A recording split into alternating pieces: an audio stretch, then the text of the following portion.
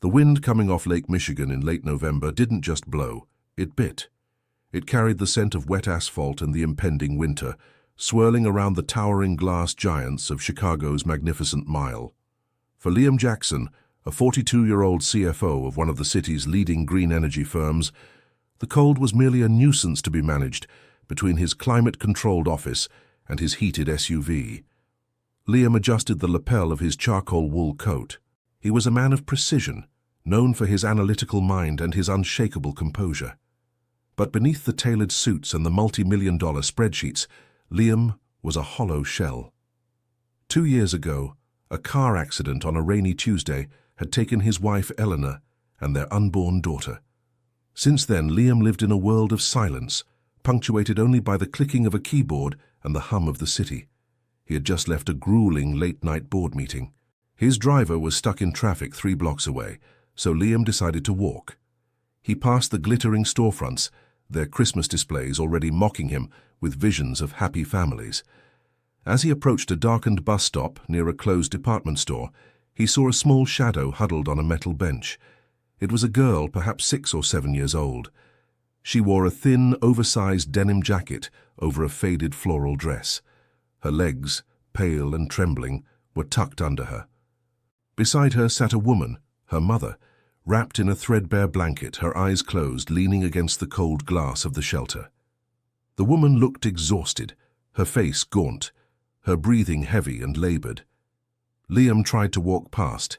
He really did. In Chicago, poverty was a constant background noise that most successful professionals learned to tune out. But as he drew level with the bench, the little girl looked up. Her eyes were wide, dark, and filled with a terrifyingly adult level of exhaustion. "Excuse me, sir?" Her voice was a tiny rasp, barely audible over the roar of a passing bus. Liam stopped. He shouldn't have, but he did. "Yes?" The girl looked at her sleeping mother, then back at Liam. She didn't ask for money. She didn't ask for food. She pointed to the small space on the bench next to his expensive briefcase. "Can I rest here? Just for a minute? My mom says we have to keep moving because the police tell us to, but her feet are bleeding. If I sit here, maybe they'll think I'm with you and let us stay." The sheer logic of her survival strategy hit Liam like a physical blow. She wasn't asking for a handout. She was asking for his presence as a shield.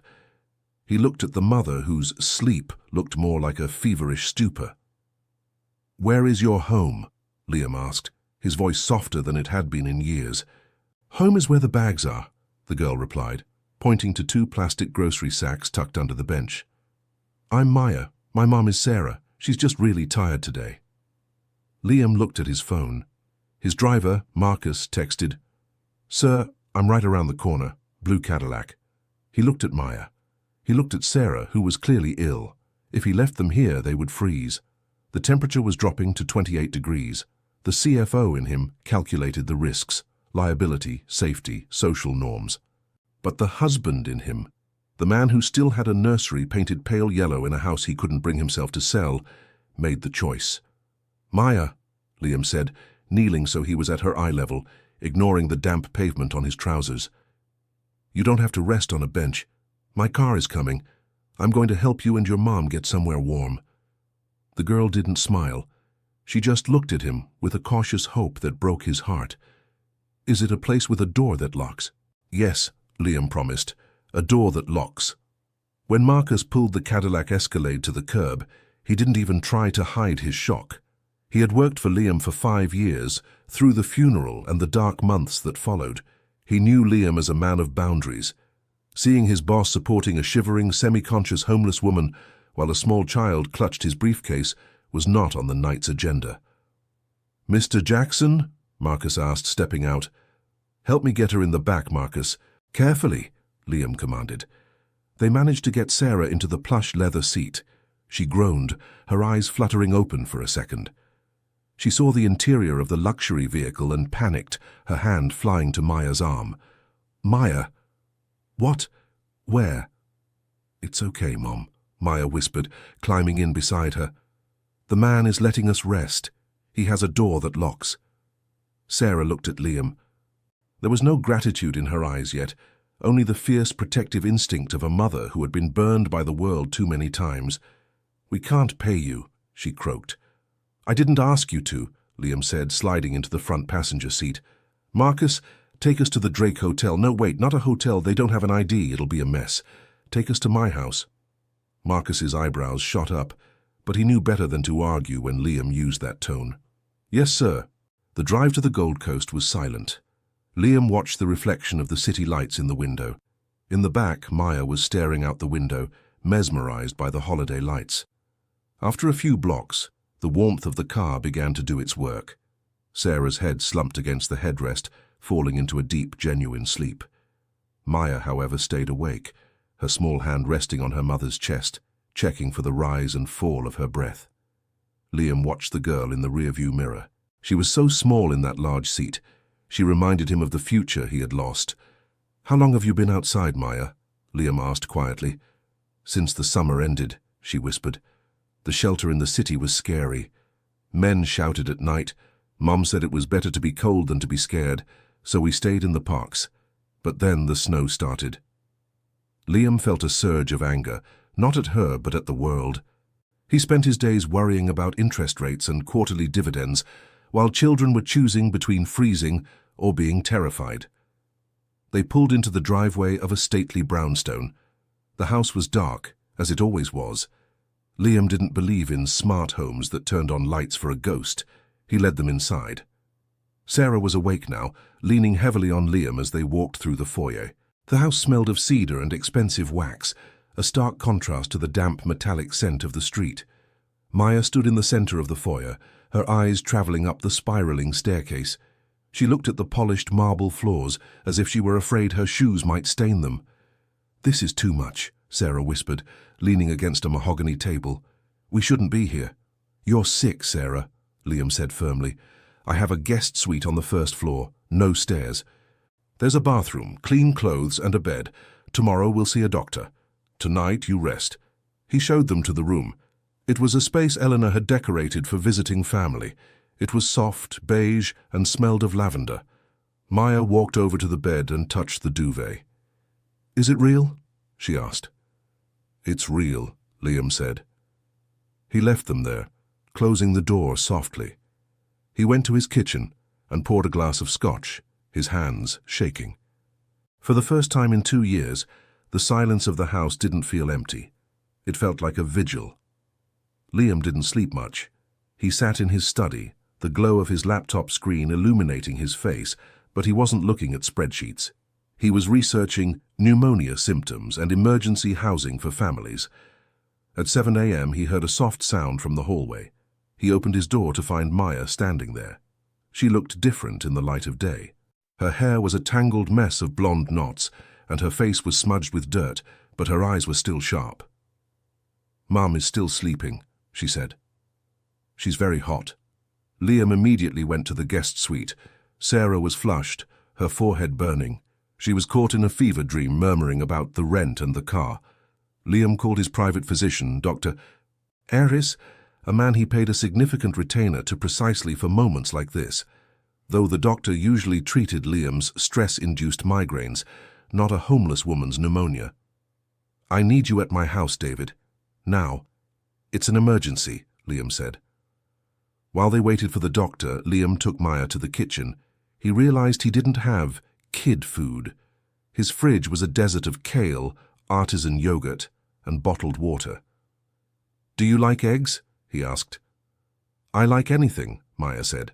He made her scrambled eggs and toast. He watched her eat. She didn't wolf it down like he expected. She ate with a slow, deliberate care, savoring every bite. "You're the man from the big building," she said suddenly. "I saw your face on a sign once, in the lobby when we went in to use the bathroom." Liam realized she must have seen his portrait in the Jackson Green Energy headquarters. "I work there, yes."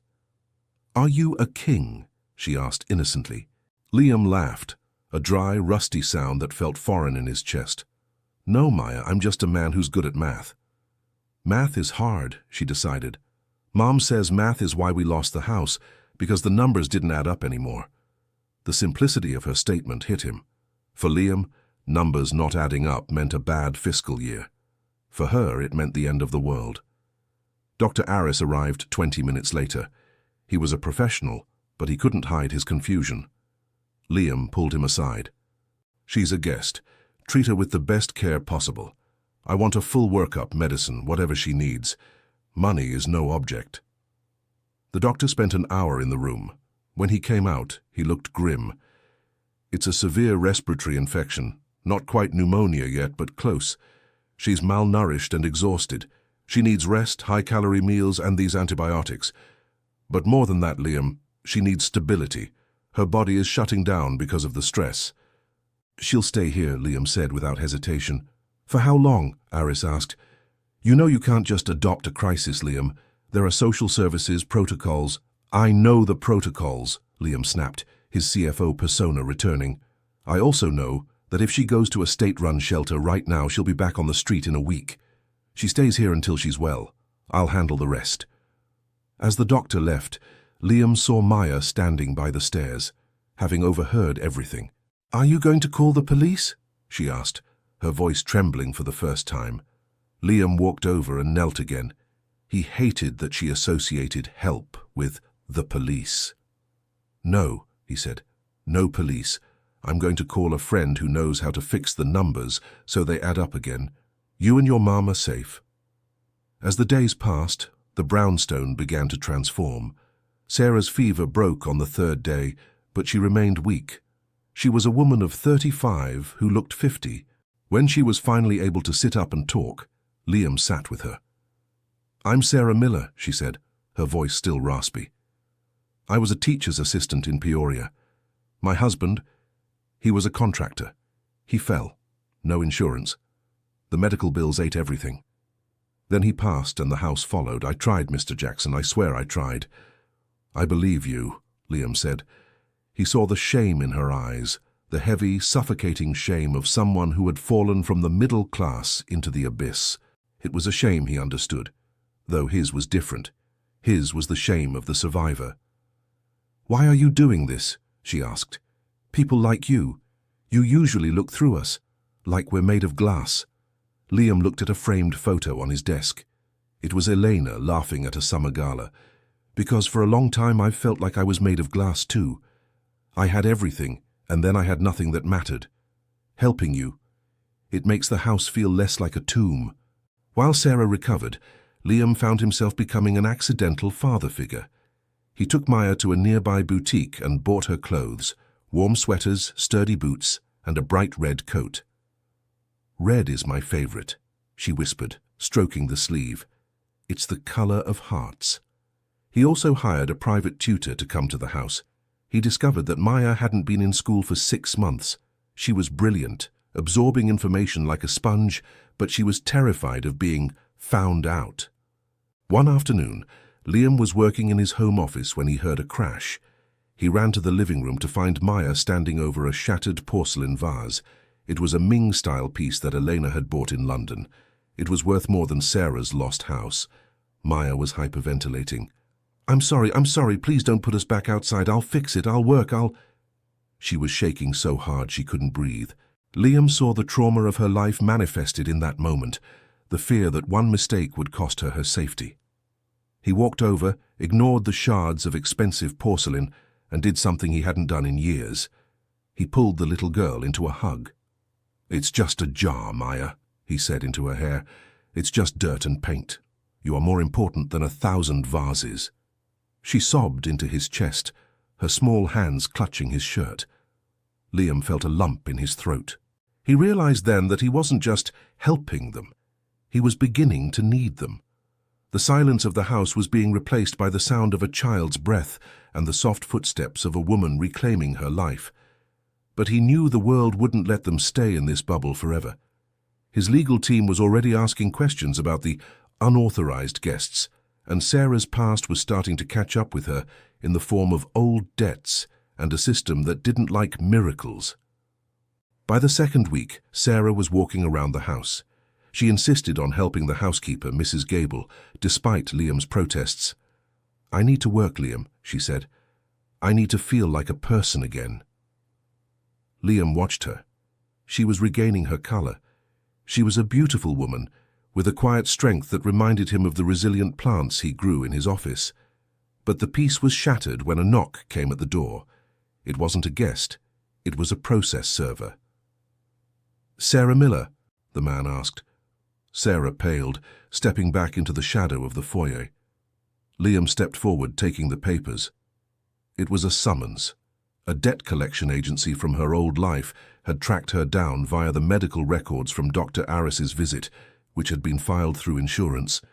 They were suing for the remaining balance of her late husband's hospital stay, a staggering $85,000. Moreover, because she was technically homeless and had a minor child, a social worker had been alerted. "They're going to take her," Sarah whispered, her voice trembling. "They'll say I'm an unfit mother because I don't have a job or a home. They'll take Maya."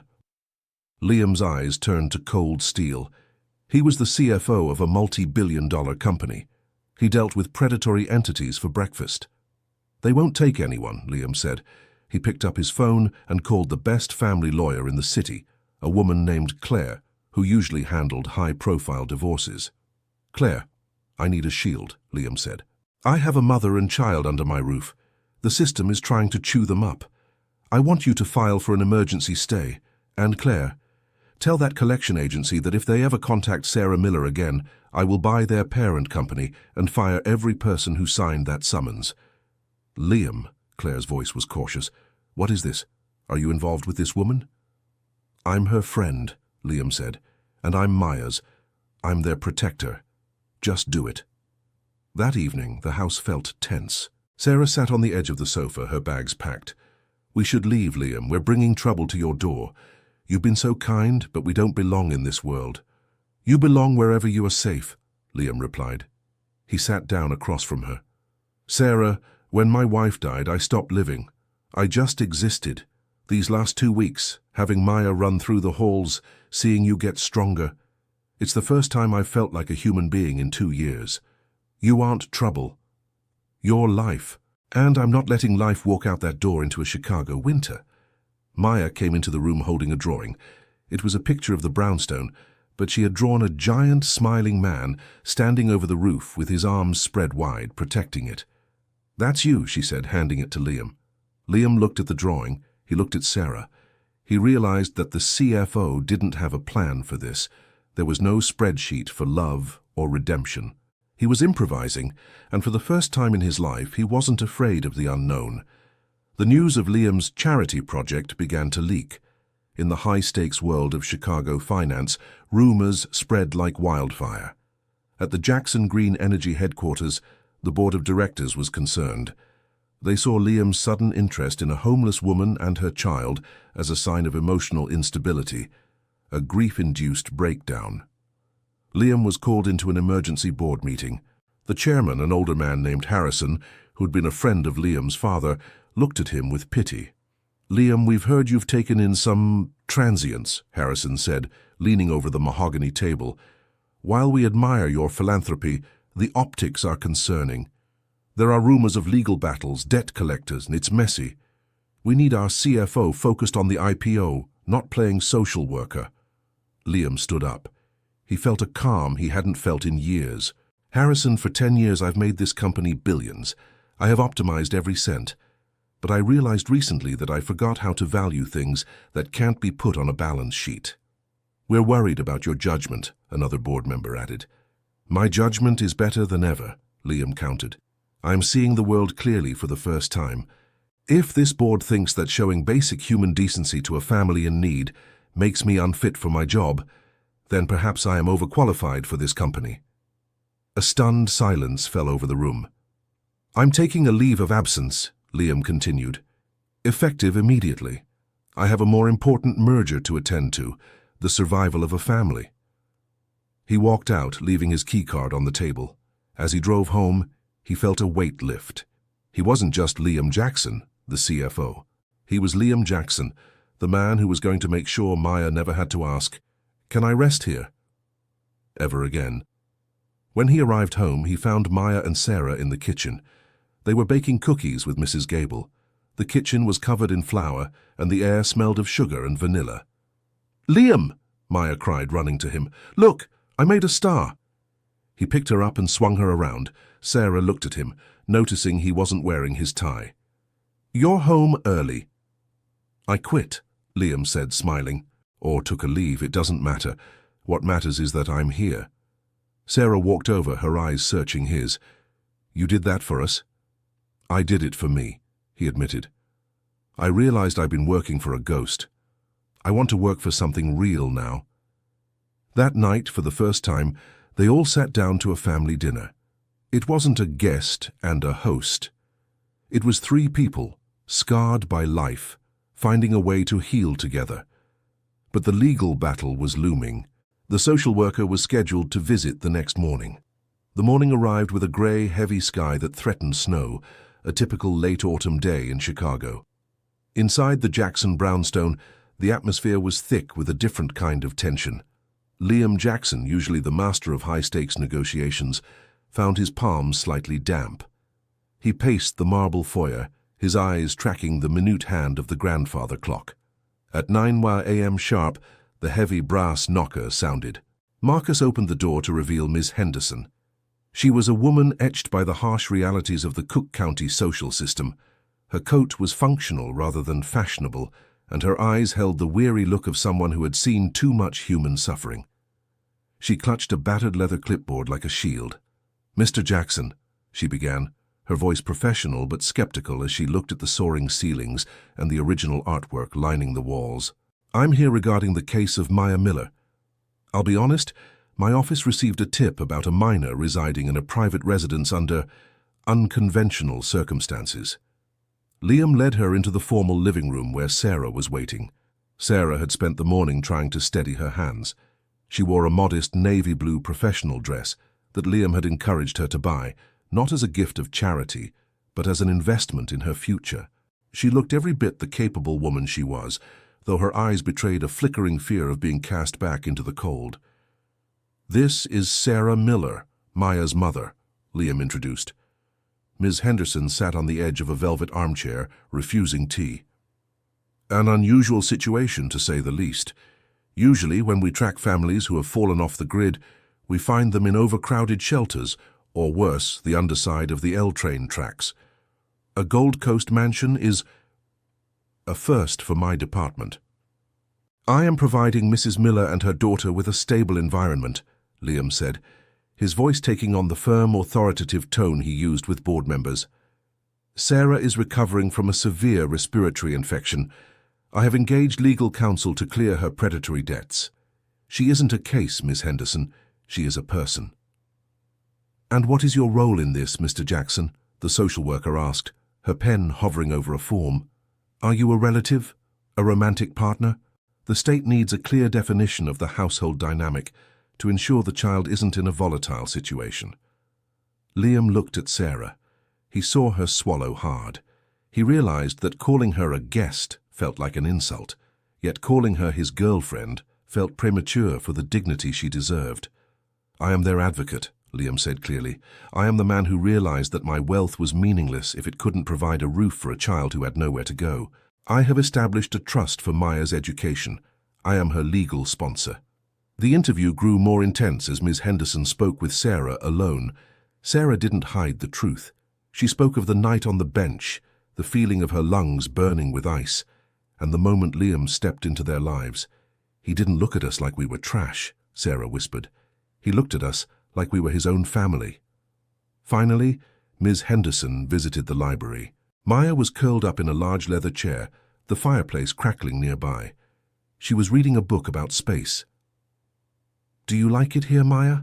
Ms. Henderson asked softly, kneeling to the girl's level. Maya looked at the social worker with a wisdom that no child should possess. "It's the best place," she said. "In the shelters, the doors don't have locks and people take your shoes. Here, the door locks, but Liam never locks it from the outside. He says a home is a place where you stay because you want to, not because you're trapped." Ms. Henderson looked at the drawing on the desk, the one of the giant protector standing over the house. She stood up, her expression softening for the first time. "Mr. Jackson, Sarah, the state's goal is the child's well-being. Maya is clearly thriving. But for this to be a permanent solution, Sarah needs a path to independence. The state cannot leave a child in a home where the parent has no legal or financial standing. Liam didn't blink. I've already handled that. The Jackson Foundation needs a director of community outreach, someone who has lived the reality of the streets and can navigate the system with empathy. Sarah has the education and the lived experience. She starts Monday. Her salary will be more than enough to satisfy any independence requirements your office has. Sarah's eyes widened, her breath catching. Liam, I don't know if I'm ready for a boardroom. Liam took her hand, his thumb brushing over her knuckles. Sarah, you survived a Chicago winter on a park bench. A boardroom is just a room with better chairs. You're more ready than anyone I've ever hired. Ms. Henderson closed her clipboard. I'll file a favorable report, but I'll be watching. Don't let that little girl down, Mr. Jackson. I wouldn't dream of it, Liam replied. A month later, the first real blizzard of the season slammed into Chicago. Snow piled up in drifts against the brownstone, but inside the air was warm and smelled of cinnamon. Liam sat in his office, but he wasn't looking at energy markets.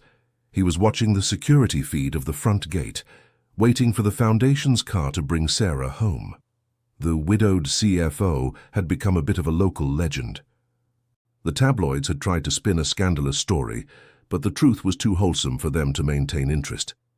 Sarah had spent her first month at the Jackson Foundation revolutionizing their intake process. She had transformed a cold, bureaucratic charity into a lifeline that actually listened to the people it served. By 6 p.m., Sarah walked through the door. She looked radiant, her cheeks flushed from the wind. She was no longer the gaunt woman from the bus stop. Her eyes were bright with the fire of purpose. "How was the meeting with the city council?" Liam asked, meeting her in the hall to take her coat. "They listened, Liam," she said, her voice filled with wonder. "For the first time, I felt like I wasn't begging for crumbs. I was demanding dignity for families.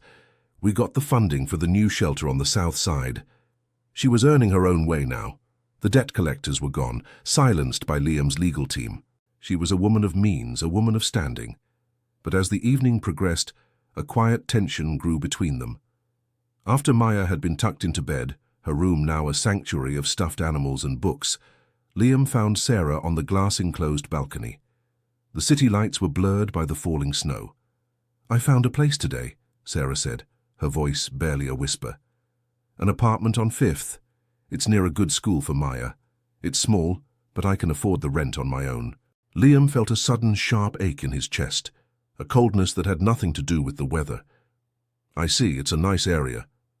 "I need to do this, Liam," Sarah said, turning to face him. Her eyes were shimmering with unshed tears. "I love this house. I love what you've done for us. But I need to know that if the world falls apart again, I can stand on my own.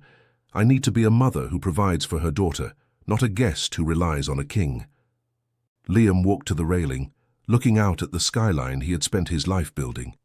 "When I lost Elena, I thought my life was a book that had already been written. I thought I was just waiting for the final page to turn. Then a little girl asked me if she could rest on a bench, and I realized I was only halfway through the story." He turned back to her. "Sarah, you are the strongest person I have ever met.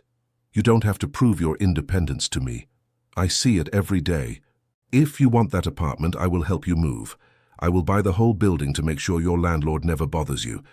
But if you're leaving because you feel you don't belong here, then I've failed." "Why would you want us to stay?" she asked. "I'm a project that's finished, Liam. You saved us." "You didn't listen to me at the board meeting," Liam said, stepping closer until he could feel the warmth radiating from her. "I didn't save you. You and Maya brought life back into a house that was a mausoleum. I don't want a guest. I don't want a success story.